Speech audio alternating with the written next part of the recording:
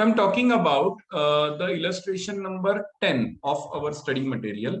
यहाँ पे भी कंपैरिजन है, तो सवाल ये पूछा गया कि सर कुछ गड़बड़ लग रही है यहाँ पे कि जनरली हम अनकॉमन आइटम बीआरएस में लेते हैं, मतलब कैश बुक में दिख रहा है लेकिन पासबुक में नहीं है, लाइक दैट। लेकिन यहाँ पे तो ऐसा नहीं है। इसका रीजन ये है कि ये मंथ आप ठीक से देखिए, ये मार्च मंथ है कैश बुक का और ये अप्रैल मंथ है पासबुक का। तो इसकी वजह से आपको क्या चेक करना पड़ेगा, ठीक से समझिए कि मार्च का क्लोजिंग बैलेंस 3,13,000 है और इसका ओपनिंग बैलेंस 365 है। तो आपको इन दोनों को कनेक्ट करना पड़ेगा, 3,13,000 वर्सेस 365। सोल्यूशन में देखिए, ये देखिए 3,13,000 से स्टार्ट किया। ओके, अब जरा आगे बढ़ता हूं।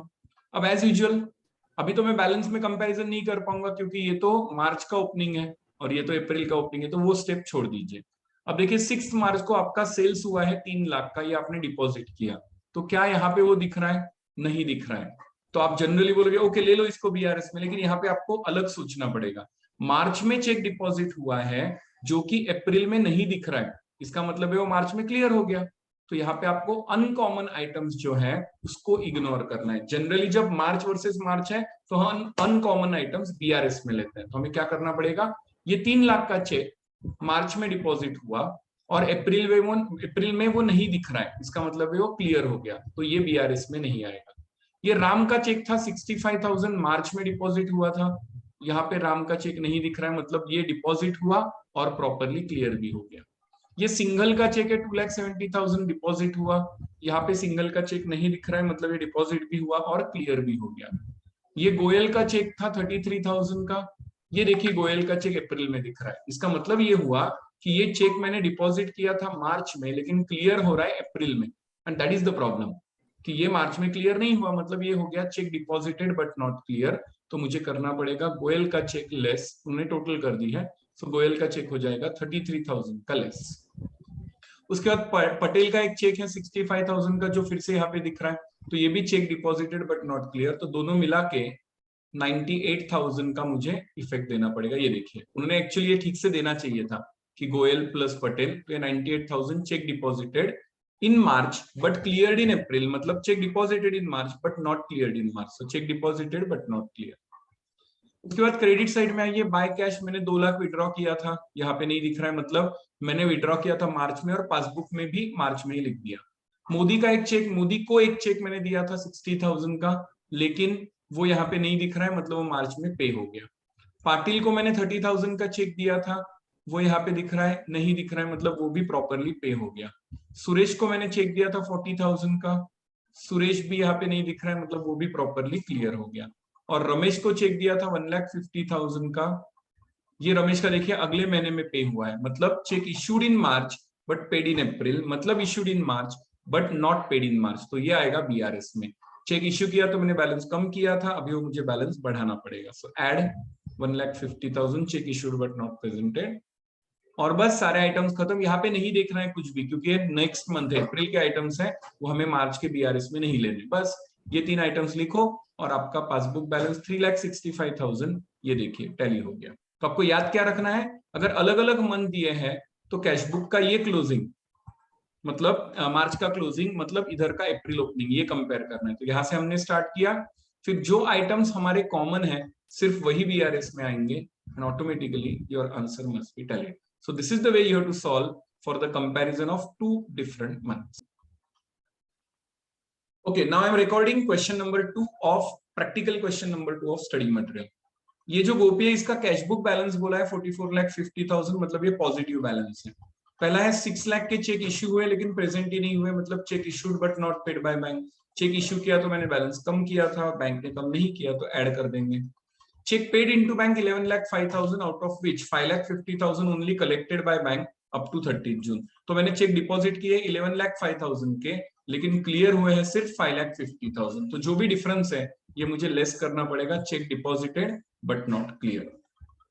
Dividend of 40,000 and rent of 6 lakh received by bank entered in the passbook but not in cash book। तो हमें डिविडेंड और रेंट मिला है तो बैंक ने मेरा बैलेंस 6 लाख और 40,000 से बढ़ा दिया, मुझे भी बढ़ाना पड़ेगा, ऐड कर दो। Insurance premium paid by bank not recorded in cash book, bank ने प्रीमियम पे किया तो मेरा बैलेंस कम कर दिया तो लेस कर दो। Payment side of cash book is undercast by 5,000, undercast मतलब आप लिखना भूल गए, आप एक पेमेंट लिखना भूल गए थे तो अब लिख दो, पेमेंट लिखोगे तो बैलेंस कम होगा, so -5,000। Bank charges 1500 shown in the passbook had not been entered in cash book. Bank charges है, बैंक ने बैलेंस कम किया, कम कर दो। Bills payable of 2 lakh had been paid by bank but was not entered in cash book. तो 2 लाख रुपए bank ने हमारे पे कर दिया, हमने ही बोला था, बैलेंस कम किया, मुझे भी कम करना पड़ेगा, लेस कर दो। Bills receivable for 60,000 had been discounted with the bank at the cost of 1,000, which had also been not been recorded in cash book. So BR जो है वो हमने डिस्काउंट किया, 60,000 का BR था, लेकिन 1,000 डिस्काउंट कट हुआ, तो 59,000 बैंक ने मेरे अकाउंट में जमा कर दिए, तो मुझे वो ऐड करने पड़ेंगे। बैंक ने किया है, मुझे भी ऐड करना है, तो ऐड 59,000। तो जब हम सिर्फ BRS से सॉल्व कर रहे हैं तो इस तरीके से ये सॉल्यूशन होना है। Now solving the same question with adjusted cash book। पहले हम adjusted cash book के डेबिट में ये बैलेंस ले लेंगे। ये चेक वाला है तो ये BRS में चला जाएगा, वो छोड़ दो। ये भी चेक वाला है, BRS में जाएगा। डिविडेंड 40,000 मिला है, bank account debit to dividend, so debit side में आएगा टू डिविडेंड, और ये 6 लाख भी आएगा डेबिट साइड में टू इंटरेस्ट। उसके बाद insurance premium paid, journal entry होती है, premium account debit to bank, तो क्रेडिट साइड में जाएगा by insurance premium. Payment side of cash book is undercast, आप एक पेमेंट लिखना भूल गए, अब लिख दो। पेमेंट साइड मतलब credit side, so by unrecorded payment 5,000 cash book के क्रेडिट में। बैंक चार्जेस 1500 क्रेडिट साइड में जाएंगे क्योंकि एंट्री होती है bank charges to bank, so by bank charges 1500। Bills payable का पेमेंट बैंक ने कर दिया, एंट्री हो जाएगी bills payable account debit to bank, तो बिल्स पेएबल क्रेडिट साइड में आएगा बैंक अकाउंट के, बाय बिल्स पेएबल 2 लाख। और 59,000 आपको मिला, एंट्री होती है bank account debit, discount account debit to BR, तो बैंक अकाउंट डेबिट 59,000 आएगा टू BR। तो वो होने के बाद बैलेंस निकालो, और फिर ये दो ही ट्रांजैक्शन है वो देखो, 6 लाख का check issued but not paid ad कर दो, और इसका जो डिफरेंस है check deposited but not clear वो लेस कर दो, and you will get your answer.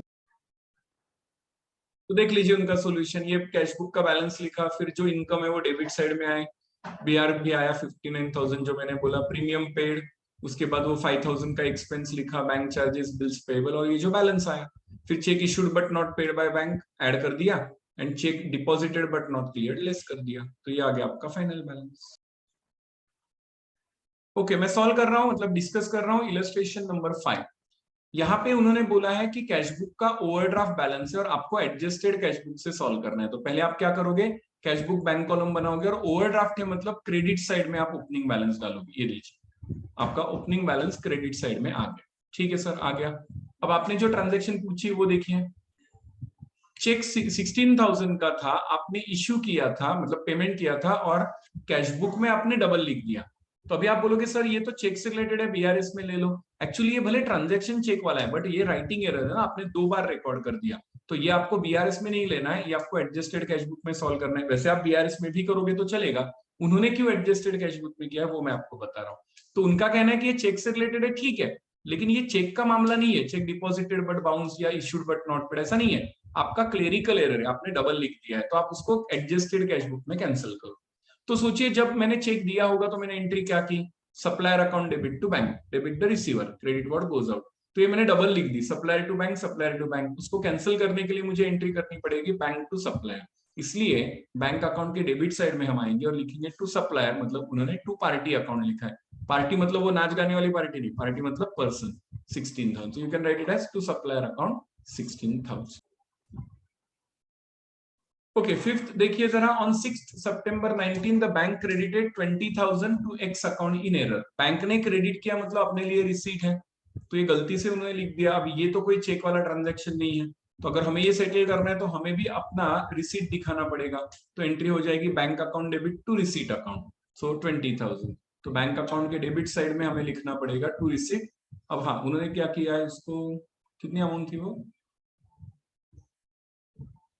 20,000 6 सितंबर, लेकिन डेट देखिए, हाँ बराबर है 30 सितंबर, तो बैंक ने गलती से 20,000 हमें दिए हैं, तो हमारा उतना लोन कम करना है।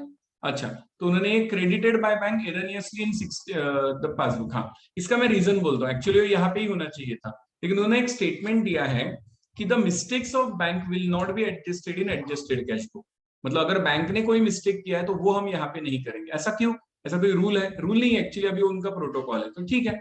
तो अगर बैंक ने कुछ मिस्टेक किया, हमारी मिस्टेक हम यहाँ पे रेक्टिफाई करेंगे, जैसे ये किया था पार्टी अकाउंट, लेकिन बैंक ने अगर कोई मिस्टेक किया तो हम उसको बीआरएस में ही एडजस्ट करेंगे, इसलिए वो बीआरएस में 20,000, बैंक ने हमारा लोन कम किया इसलिए मुझे भी कम करना होगा, so that's why it is taken in BRS and not in adjusted cash. कुछ लिखा है नीचे, देखते हैं।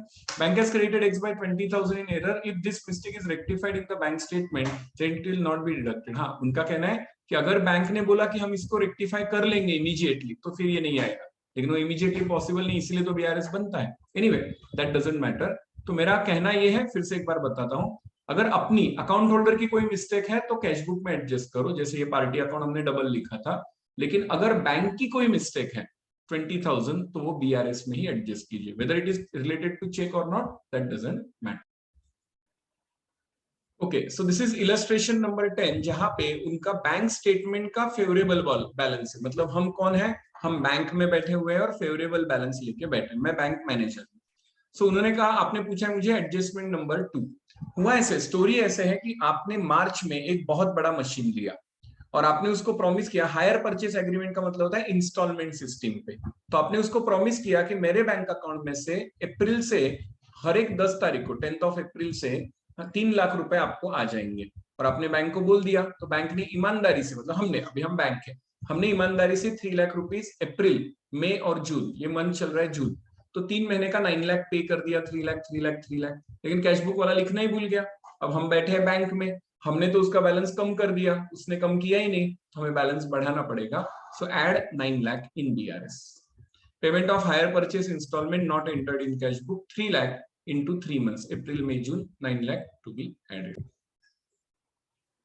तो देखिए, आपको एक चाबी याद रखनी है कि आपको करना क्या है, make the life very simple. तो वैसे ही make the transaction very simple. पहले ये देखिए कि 30 मार्च को आपने कोई मशीन लिया है, हायर परचेस मतलब इंस्टॉलमेंट, खुद को सिखाते रहो तो इससे आपके आसान हो जाता है सोचना। 3 लाख रुपीज पर मंथ है अप्रैल से, तो इमीडिएटली खुद को पूछो, अच्छा अप्रैल से 3 लाख है और अभी कौन सा मंथ चल रहा है, जून, सो अप्रैल मई जून, 3 महीने का 3 लाख 3 लाख 3 लाख, 9 लाख पेमेंट हो गया होगा, लेकिन कैश बुक में लिखा ही नहीं, तो हमने तो बैलेंस कम कर दिया क्योंकि मैं पासबुक में, उन्होंने नहीं किया तो बढ़ा। सो लाइक दिस, आपको ना ट्रांजैक्शन टुकड़ों में तोड़नी है और ठीक से पढ़नी है, तो पता चल जाएगा।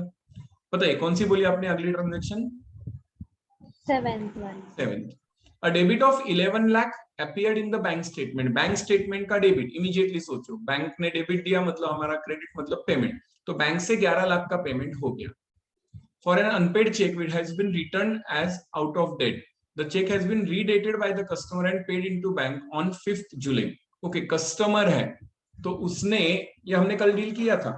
हुआ ऐसे कि हमारे अकाउंट होल्डर ने 11 लाख का एक चेक डिपॉजिट किया, तो हमने भी उसको लिख दिया, लेकिन बाद में वो चेक हो गया डिसऑनर। कभी कभी बैंक ऐसा भी करते हैं, जब आप चेक डिपॉजिट करते हो तो बैंक आपके अकाउंट में लिखती है, और अगर वो डिसऑनर हो जाता है तो रिवर्स कर देती है। तो हमने, मतलब बैंक ने, उसका चेक डिसऑनर हो गया इसलिए उसका बैलेंस ईमानदारी से कम कर दिया, लेकिन वो बोला कि सर नहीं, मुझे नहीं मालूम, मैंने तो नहीं कम किया, तो हमें ऐड करना पड़ेगा। फिर से पढ़ रहा हूँ, और डेबिट मतलब reduction of 11 lakh in the bank statement, मतलब हमने कम किया, for unpaid cheque which has been return mark out of date, मतलब ये चेक बाउंस हो गया इसलिए हमने उसका बैलेंस कम कर दिया। The cheque is redated by the customer and paid into bank on 5th July. वो तो जुलाई का मामला है, उसको मैं क्यों देखूं, सो इग्नोर दिस सेंटेंस, इसको नहीं देखना है हमें। सिर्फ एक चेक बाउंस हो गया इसलिए मैंने उसका बैलेंस कम कर दिया, उसने कम नहीं किया था तो अब बढ़ा दो। So it is 11 lakh added, cheque return out of date entered in the cash book now. So 11 lakh से हमने बैलेंस पासबुक ने, मतलब बैंक ने बढ़ा दिया। देखिए कभी कभी ना वर्डिंग की वजह से कंफ्यूजन हो जाता है कि ये चेक डिपॉजिटेड है या चेक इशूड है, तो ऐसे टाइम पे ना कुछ कीवर्ड मिलेगा आपको, जैसे मेरा भी यहाँ पे कंफ्यूजन हुआ, इशूड था क्योंकि अनपेड बोला था ना, तो ये इशूड था कि डिपॉजिटेड, तो मैंने आगे पढ़ा तो कस्टमर नाम आया, कस्टमर ने तो मुझे पैसा दिया होगा, मतलब ये चेक डिपॉजिटेड था but not clear. In this way you can think. कर लेता हूँ, ये इलस्ट्रेशन नंबर 6 जहाँ पे मिस्टर फिलिप का कैश बुक पॉजिटिव बैलेंस दिया है, तो हम अकाउंट होल्डर है, पॉजिटिव बैलेंस है। 73,000 का चेक आपका डिसऑनर हो गया था, आपने डिपॉजिट किया, आपने बैलेंस बढ़ा दिया, बैंक बोलती है क्लियर ही नहीं हुआ, लेकिन आपको मालूम ही नहीं था, तो आपने बैलेंस बढ़ाया, बैंक ने नहीं बढ़ाया, तो लेस कर लो, so it will be less 73,000।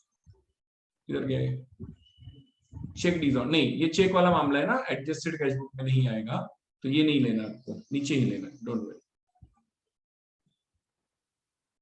देखिए एडजस्टेड कैश बुक का प्रॉब्लम क्या है कि इसका ना कोई ऐसा सेट रूल नहीं है कि कौन से ट्रांजैक्शन ऊपर और कौन से बीआरएस में, तो आप सिंपली क्या याद रखेंगे, चेक वाली सारी ट्रांजेक्शन जाएगी बीआरएस में, कैशबुक में कोई मिस्टेक होगी तो एडजस्टेड कैशबुक में हो जाएगा, लेकिन पासबुक की अगर कोई मिस्टेक है, मतलब अगर बैंक ने कोई मिस्टेक किया तो नीचे बीआरएस में ही जाएगा। ये फॉर योर अभी आप याद रखिए, तो सिंपल हो जाएगा मामला। तो यहाँ पे ये मिस्टेक है, चेक से रिलेटेड नीचे ही आना चाहिए।